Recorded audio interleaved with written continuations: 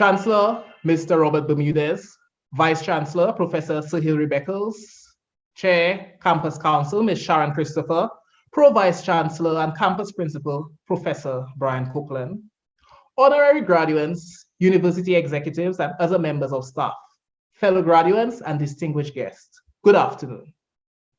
I stand here filled with gratitude to God, without whom I would have honestly been unable to stand here today. To be UE, to have Pelican pride, to be a UE alumni, what do such titles mean for a Caribbean youth? Having grown up in a household led by a UE graduate, #mom, and being exposed to a social environment where UE graduates were among the most frequent of the tertiary class, to be UE seemed to be ordinary. I unfortunately suffered from Caribbean self-hate syndrome. Indeed, I thought of my former mindset when I heard the recent words of Prime Minister Mia Mottley of Barbados, when she said, and I quote, "There is a barrier I was born into. There is a barrier that every small islander inherits, especially after colonialism, and it is the barrier of self-contempt." Indeed, having gone through UE, not only have I gained a greater self-awareness of my destructive former mindset, but I could affirm to all that this University of the West Indies is pure stress, pure pressure, but nonetheless, an ideal path through which one can attain 21st century excellence. My fellow graduates, we sit today behind various screens on tablets, phones, and laptops, watching our graduation ceremony, listening to a speech that I recorded over a month ago. I mean, we all know the saying that the only thing constant in life is change. But when you real check, 2020 was real extra. Graduates, you know how long people complaining about UE being pressure, UE being stress, especially final semester? But we, the class of 2020, we had the pressure while living through the mid-2020 apocalypse, aka COVID-19 pandemic. I think we can agree that just having the year 2020 on our certificate is a special honor in itself. It's important for me, however, to reminisce on the normal times before March 2020. Like many of you, my decision to choose a subject from the humanities, from the creative arts specifically, was something I did out of passion and an inner vision that frankly most saw, are seeing, and will continue to see as odd. I think we can all relate to the strange faces that we sometimes get from people when we inform them of our field of studies.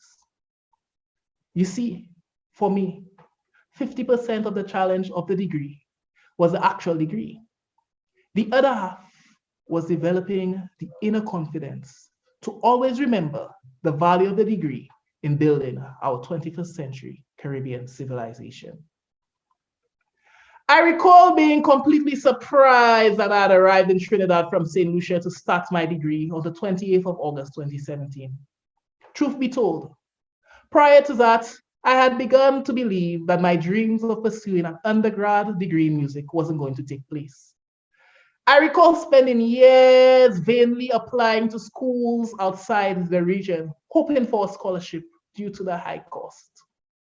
But it was indeed that same Caribbean self-hate syndrome that I spoke of earlier that led me to overlook UE, even when it became obvious that UE provided a clearer path for a Caribbean youth to further his or her education.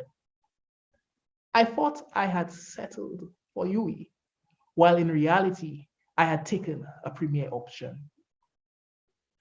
By now, it's well known that the 2019 Times Higher Education World University Rankings ranks the UE among the top 5% of universities in the world. But what does such data have to do with our own experience?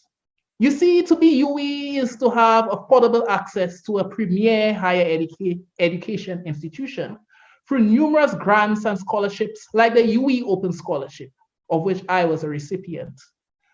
To be UE is to be Caribbean, gaining personal connections to all nations of CARICOM through halls of residence like the Freedom Hall where I resided. These halls are like a foretaste of the Caribbean civilization that our fathers of regional integration dreamt of. To be UE, or to be part of the Department of Creative and Festival specifically, is to be part of community. Not a statistic, not a cog in the wheel, but a person cared for and mentored by lecturers like Mr. Mori, Mrs. Ramlal, Mr. Sharma, and Mr. Villafana. To be UE is to slip during class and be recorded doing so. Not because class is boring, but because the effects of late night assignments, rehearsals, and life tended to show its effects in the evening, which was unfortunately class time for us at DCFA. Fellow graduates, as we, the class of 2020, end this chapter and we go forth to build a post-COVID Caribbean society, it's important that we recognize that our disciplines in the humanities are more essential than ever before. Let's take strength from the words of the great Caribbean Nobel laureate, Sir Arthur Lewis, who said, and I quote, "A society without the arts is a cultural desert." In an era where CARICOM nations have some of the highest rates of homicide per capita in the world, it's clear that we have lost sense of what being human is. Always remember that through our studies, we have critically analyzed and practiced this act of being human and have learned to be educators of the new generation of Caribbean thinkers and creativities. We therefore hold keys to the solution. Let's not forget the words of David Rudder, who reminded us that little keys can open up mighty doors. This Caribbean symphony may seem to be going through a movement that is filled with much dissonance, but the work of Bach, Coltrane, Bugsy Sharp, Chit Samaru, and Lufa Fassoir reminds us that chords of dissonance are destined to be resolved. So my fellow graduates, we are called to be composers of an era of consonance as we are the bearers of Caribbean language, culture, thought, and creativity. As Boudreaux would remind us, it is possible to still breathe despite being buried alive. We were buried by colonialism, but yet we still breathe. We have been buried by COVID-19, but we still breathe. We were buried by the challenges of UE, and we still breathing.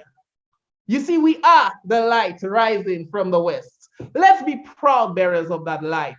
Let's be UE. I thank you.